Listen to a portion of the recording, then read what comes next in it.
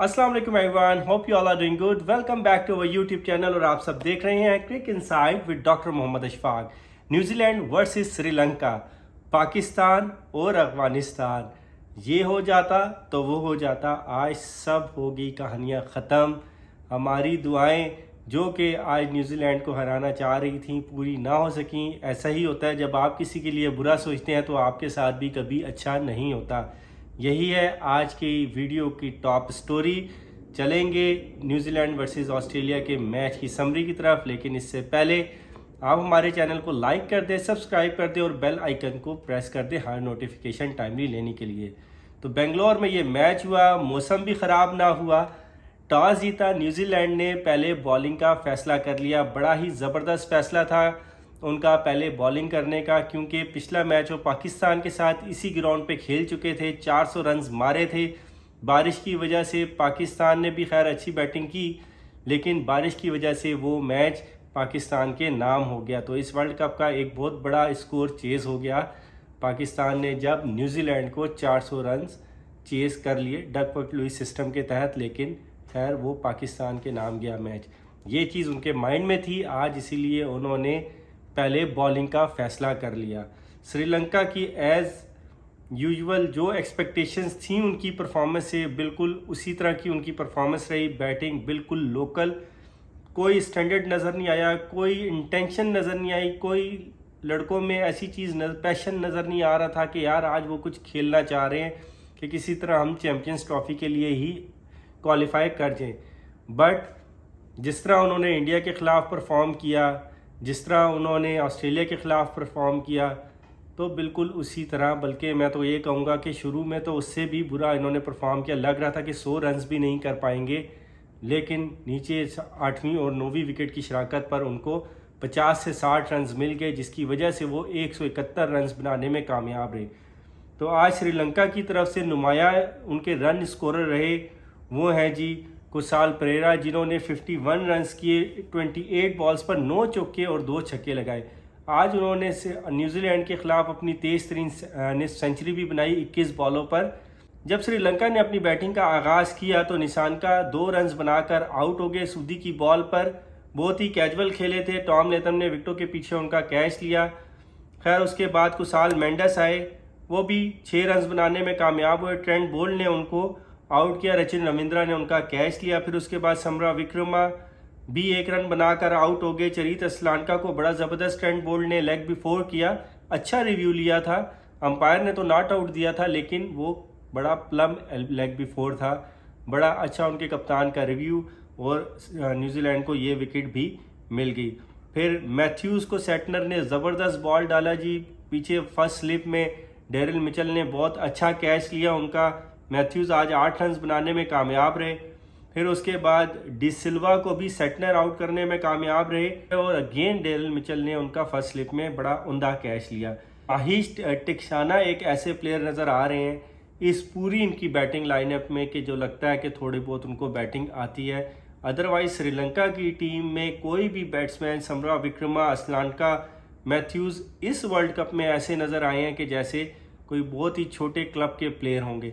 ऐसे non serious shots खेलते हुए आउट हुए कि देख के दुख हो रहा था कि यार ये वही टीम है जिसने 96 का वर्ल्ड कप जीता हुआ है, ये वही टीम है जिसने 2011 के वर्ल्ड कप में फ़ाइनल के लिए क्वालिफाई किया था, ये वही टीम है जिसने एशिया कप में पाकिस्तान को हरा दिया था। तो खैर मुझे ये लगता है कि इस टाइम श्रीलंका की टीम का मोराल बहुत डाउन है। आई डोंट नो, कुछ इनके अंदरूनी मामलात ऐसे चल रहे हैं जिसकी वजह से लड़के परेशान हैं और उनका इंटेंट नज़र नहीं आ रहा, उनकी बॉडी लैंग्वेज बहुत डाउन हो चुकी है। तो आई डोंट नो, हो सकता है कि अब आगे मामलात वापस मुल्क जाके उनके कुछ बेहतर हों, या कुछ बोर्ड के मामलात बेहतर हों कि लड़के अच्छा परफॉर्म करना शुरू कर दें। लेकिन ये बात बहुत दुख की है कि श्रीलंका इस टाइम चैम्पियंस ट्रॉफी के लिए भी क्वालिफाई नहीं कर सका। तो cut the story short, Sri Lanka की टीम 171 रन बना के 46.3 ओवर्स में ऑल टीम आउट होगी। ट्रेंट बोल्ट ने ज़बरदस्त 3 आउट किए जी, बड़ी अच्छी पेस का मुजाहरा किया, 10 ओवर में 37 रन दिए। सूदी आज एक ही आउट करने में कामयाब रहे, 8 ओवर्स का आके 52 रन दिए। फर्गसन ने 2 आउट किए। फिर उसके बाद रविंद्रा ने 2 आउट किए। सेटनर ने 2 आउट किए और आज ग्लेन फिलिप्स कोई आउट करने में नाकाम रहे। तो जवाबी कार्रवाई में जब न्यूजीलैंड ने अपनी बैटिंग का आगाज़ किया तो न्यूजीलैंड को एक चीज़ पता थी कि ये टोटल उन्होंने 25 ओवर से पहले चेस करना है ताकि उनका नेट रन रेट इतना अच्छा हो जाए कि पीछे आने वाली जो 2 टीमें हैं जिस तरह पाकिस्तान और अफगानिस्तान, उनके लिए कोई चांस बाकी ना रहे। तो उन्होंने बिल्कुल ऐसा ही किया जी। बड़ी ज़बरदस्त 80 रन की पार्टनरशिप गई कॉनवॉय और रविंद्रा के बीच में। इन्होंने बहुत अच्छा संभल कर खेला, 9 चौके लगाए कॉनवॉय ने, 45 रन बनाए, 3 चौके और 3 छक्के लगाए रचिन रविंद्रा ने, 42 रन स्कोर किए। नीचे डैरल मिचेल 43 रन बनाने में कामयाब रहे। थोड़े से अनलकी रहे आज हमारे कप्तान, यानी न्यूजीलैंड के बड़े दिल अजीज़ हमारे कप्तान, वो हैं जी केन विलियमसन। 14 रन बनाए उन्होंने, 2 चौके उसमें बड़े प्यारे मारे थे। नीचे खैर ग्लेन फिलिप्स ने आके और टॉम लेथम ने आके मैच को फिनिश कर दिया और न्यूजीलैंड की टीम 23.2 ओवर्स में ये हदफ पूरा करने में कामयाब रही। उनके 5 खिलाड़ी आउट हुए थे। श्रीलंका की तरफ से 2 आउट करने में कामयाब रहे एंजेलो मैथ्यूज़। आज मधुशानका को कोई विकेट ना मिल सका। महेश तक्षाना ने 1 आउट किया और चमीरा ने 1 आउट किया। तो न्यूजीलैंड ने 5 विकेटों से ये मैच अपने नाम कर लिया और पाकिस्तान के लिए और अफगानिस्तान के लिए सेमीफाइनल में जाने के सारे दरवाजे बंद कर दिए हैं। तो अब अगर मगर और ये उससे जीत जाए, ये उससे हार जाए, सारी कहानियाँ आलमोस्ट ख़त्म हो चुकी हैं। अगर पाकिस्तान के लिए कोई रास्ता है सेमीफाइनल में जाने का तो वो ये है कि कम से कम 287 रन से हरा दे इंग्लैंड को। वो भी तब अगर पाकिस्तान पहले बैटिंग करे। अगर पाकिस्तान ने पहले बॉलिंग की तो 12 समथिंग ओवर्स में उनको ये टोटल पूरा करना पड़ेगा। वो खैर अब इंग्लैंड जितना भी टोटल दे तो तब कहीं जाके कुछ रास्ता खुलेगा, वो न्यूजीलैंड के नेट रन रेट को बीट करने में कामयाब रहेंगे। ये क्वाइट इम्पॉसिबल लग रहा है। हो सकता है कि कोई चमत्कार हो जाए, कोई ऐसा मुआवजा हो जाए कि पाकिस्तान 400-450 रन मार दे इंग्लैंड को और उसके बाद 300 रन से हरा भी दे, तो बहुत मुश्किल लग रहा है। खैर ऐसा हो नहीं पाएगा। ट्रेंट बोल्ट आज के मैच के मैन ऑफ द मैच रहे। उन्होंने 3 आउट किए 37 रन दे के। तो बहुत बहुत मुबारक हो ट्रेंट बोल्ट आपको, टीम न्यूजीलैंड आपको और न्यूजीलैंड के तमाम वासियों को हमारी तरफ से दिली मुबारकबाद कि आप माशाल्लाह से सेमीफाइनल के लिए क्वालिफाई कर गए हैं। पाकिस्तान के लिए हमें बहुत ज़्यादा दुख है, लेकिन देखें जी न्यूजीलैंड डिज़र्व करता है सेमीफाइनल खेलने के लिए। वो कहते हैं ना कि the only thing that overcomes the hard luck is your hard work. तो ये हार्ड वर्क नज़र आया है। अगर न्यूजीलैंड जो मैचेस हारा है, अगर वो भी आप मैचेस देख लें तो उसमें भी बड़ी एफर्ट करके आ रहा है। और अगर पाकिस्तान कोई मैचेस हारा है तो आप देखें कि वन साइडेड हारा है। जैसे इंडिया से आप देखें हम कितना बुरा हारे हैं, फिर उसके बाद आप अफगानिस्तान से देखें हम लोग किस तरह हारे हैं कि कितना टोटल कोई इतना भी बुरा नहीं था और अफगानिस्तान ने इतने आराम से चेस कर लिया था, मैच क्लोज भी नहीं गया। फिर साउथ अफ्रीका वाला मैच हमारा थोड़ा क्लोज था, बट उसमें अब हम क्या कह सकते हैं, लोग तो बहुत सी बातें करते हैं, well played, well paid, what ever, जो कुछ भी है, लेकिन मैं इन चीज़ों को नहीं मानता कि अब इंडिया है जिस तरह से वो इस वर्ल्ड कप को होस्ट कर रहे हैं वो डिज़र्व करते हैं। उन्होंने इतनी मेहनत की है, उन्होंने ये सब कुछ अपने हाथ में ऐसे ही नहीं कर लिया।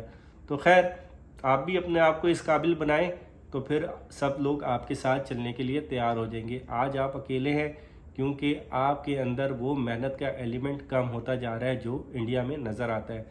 तो इंडिया ने जो भी रिस्पेक्ट अभी तक हासिल की है वो उन्होंने अर्न की है। तो खैर हमें भी रिस्पेक्ट को अर्न करना आना चाहिए। इस वर्ल्ड कप में अभी तक कुछ वाक़यात ऐसे हो चुके हैं जिनके ऊपर बड़ी उंगलियां उठ रही हैं, जैसे कि आप देख लें मैथ्यूज़ का टाइम आउट। अब ये एक रूल है टाइम आउट का, आपको 2 मिनट के अंदर अंदर क्रीज पर पहुंचना होता है। जब एक बैट्समैन आउट होके जा रहा होता है और दूसरा आ रहा होता है तो क्रीज में आपको 2 मिनट के अंदर अंदर पहुंचना होता है। एंजेलो मैथ्यूज़ को चाहिए था अपना हेलमेट पहले चेक कर लेते, बट उन्होंने चेक नहीं किया। क्या पता चले वो उसी वक्त ऑन द स्पॉट टूट गया हो जब वो लगाने लगे थे, ये चीज़ उनको नहीं पता थी। थोड़ा सा शकीबुल हसन को कोऑपरेट करना चाहिए था, बट उन्होंने कोऑपरेट नहीं किया। That was very unethical. तो खैर गेम ऑफ द स्पिरिट को बहुत ज़्यादा डैमेज किया, उनका नाम बहुत ज़्यादा ख़राब हुआ है। तो मैं सिर्फ यहाँ पे एक बात ये करना चाहूँगा कि ये जो 2 मिनट का रूल है इसको थोड़ा सा रिवाइज़ करने की ज़रूरत है। देखें रूल बहुत अच्छा है, इसमें कोई शक नहीं कि बैट्समैन को भी ख्याल रखना चाहिए कि जल्द से जल्द क्रीज पर पहुँचे ताकि मैच का टाइम ख़राब ना हो। क्योंकि आपने अक्सर देखा होगा मैचेस हो रहे होते हैं, बैड लाइट हो जाती है या कोई भी रीज़न हो जाता है, तो ये बॉलिंग साइड को और बैटिंग साइड को दोनों को मिलकर टाइम को मेंटेन रखना पड़ता है। तो ये भी उसी टाइम को मेंटेन रखने के लिए एक एफर्ट होती है, एक रूल बनाया गया है कि टाइम आउट हो सकता है। बट यहाँ पे इसमें ये चीज़ हो सकती है कि यार देखें, या तो आपका मैच जो कि चल रहा है वो ऑलरेडी टाइम आउट का शिकार है, या आप शॉर्ट ऑफ टाइम जा रहे हैं, आपको कोई प्रॉब्लम हो रहा है, तो आप इस रूल को उधर अप्लाई कर सकते हैं कि अगर कोई बैट्समैन भी आपको लग रहा है कि उसकी इंटेंशन है टाइम वेस्ट करने की। अक्सर पुराने वक्तों में होता ना कि यार थोड़ा सा बैड लाइट का फैक्टर हो जाएगा, उसका बेनिफिट उठा लेंगे, अंपायर को कहेंगे कि यार, लेकिन आजकल के वक्तों में ये नहीं होता, एक एक चीज़ कैलकुलेट की गई होती है। तो इस मैच में कहीं भी ऐसा नहीं था कि श्रीलंका की टीम की ये इंटेंशन हो कि वो टाइम वेस्ट कर रही है, और ना ही एंजेलो मैथ्यूज़ की कहीं से कोई इंटेंशन नज़र आई कि वो टाइम वेस्ट कर रहे हैं। तो इस चीज़ को इशू बनाया गया, ऑल्दो उधर रूल था वहाँ पे, और शकीबुल हसन ने उस रूल का फ़ायदा उठा लिया। तो जब आप इंटरनेशनली परफॉर्म कर रहे होते हैं तो थोड़ा सा आपको ये भी चाहिए होता है कि यार आपकी भी अपनी कोई डिग्निटी है, कोई रिस्पेक्ट है, और दूसरे प्लेयर की भी कोई रिस्पेक्ट होती है। कोई सीनियर होता है, कोई जूनियर होता है, आपको इन चीज़ों का थोड़ा सा ख्याल रखना पड़ता है। तो मेरी नज़र में that was a very unethical, और Shakibul Hasan spoiled the game spirit over there. तो वहाँ पे उनको ये ज़रूर चाहिए था कि एंजेलो मैथ्यूज़ एक सीनियर प्लेयर हैं, और उन्होंने रिक्वेस्ट भी की आपसे आके, तो फिर आपको इस चीज़ को इग्नोर कर देना चाहिए था। तो मैंने वसीम भाई को भी सुना, वकार भाई को भी सुना इस मामले पे, मोइन खान को भी सुना, शुएब मलिक को भी सुना, मिसबा उल हक को भी सुना। तो सब यही कह रहे थे कि यार शकीबुल हसन ने ये गलत किया। फिर इस वर्ल्ड कप में और भी ऐसे मोमेंट्स आए जब हमने देखा कि बैट्समैन बेचारा बड़ा गुस्से में आ गया, जैसे साउथ अफ्रीका इंडिया के मैच में आपने देखा होगा क्लासन जो थे, जब वो लेग बिफोर है तो उनको बड़ा गुस्सा आया। फिर एक कोहली का हमने देखा कि उनकी सेंचुरी होने वाली थी, अंपायर ने वाइट बॉल नहीं दिया। फिर उसके बाद हारिस रऊफ ने जो लास्ट मैच में साउथ अफ्रीका के खिलाफ जो हमारा मैच, लास्ट ओवर तो नहीं था लेकिन वो लास्ट विकेट पे था, तो वो लेग बिफोर स्टम्प्स को ज़रूर हिट कर रही थी, अंपायर्स कॉल चलेगी। तो अभी जब ये वर्ल्ड कप ख़त्म होगा तो बहुत सी चीज़ें ऐसी ज़रूर हैं जो इस वर्ल्ड कप को लेके आप उनको देख सकते हैं, उनका रिव्यू कर सकते हैं, उनको रिवाइज़ कर सकते हैं कि यार एटलीस्ट गेम की ब्यूटी को डैमेज ना किया जाए। तो रूल्स की ही अगर आप बात करते हैं तो बड़ी चीज़ें ऐसी आ जाती हैं जो कि अगर रूल्स के अकॉर्डिंगली हों तो उनके ऊपर एक्शन लेना बनता है। जैसा कि विराट कोहली जो कि हमारे बड़े अच्छे प्लेयर हैं, उनकी दफ़ा अंपायर ने वाइट बॉल नहीं दी, तो रूल में तो वो फिर वाइट बॉल ही बनता है। अगर नहीं दिया अंपायर ने तो उसके ऊपर भी एक्शन होना चाहिए। तो ये थी कुछ ऐसी मेन बातें जो मैं चाह रहा था कि आप लोगों से करूं। आप लोगों की इस पे क्या राय है आप ज़रूर मुझे बताइएगा, अपने कमेंट्स दीजिएगा, इस पे हम मज़ीद बहस कर सकते हैं, मज़ीद टॉक हो सकती है।